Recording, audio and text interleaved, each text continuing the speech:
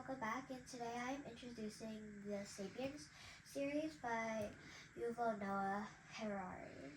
So the original book is better for high school readers because it's like mostly words, obviously, and more complicated. But I would suggest like the graphic history versions because it's more interesting and it's also an easier level for more middle school readers. So the first book is called The Birth of Humankind, and this is like set more earlier in human history, and it explains like what happened when Homo sapiens were the only species left on Earth, and how scientists think the other species of humans disappeared from the surface of Earth.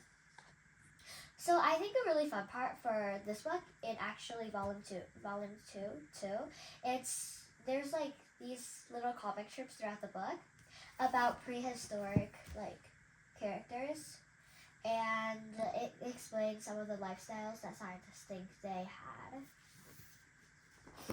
So book 2 is set like a little bit later in history.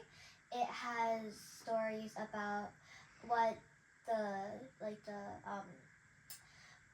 humans lived like and more of their lifestyle instead of how they conquered Earth. And it also explains a little bit about the myths and fictions of humans, which is basically how Homo sapiens conquered the world.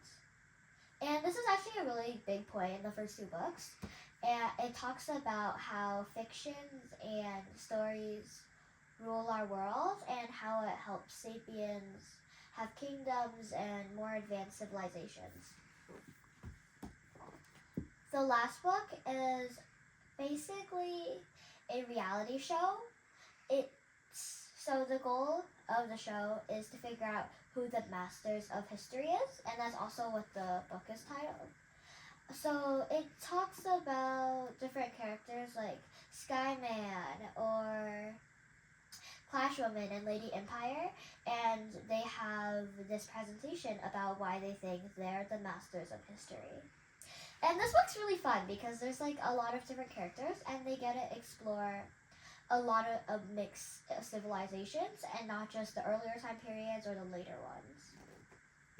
So personally, I think this series is really interesting because, first of all, it has some funny parts because, well, there's one scene where it's a court and very, very silly. And also there's people like Mr. Random who has this wheel to decide what will happen next in history. So thank you for watching, and I hope you enjoy the books.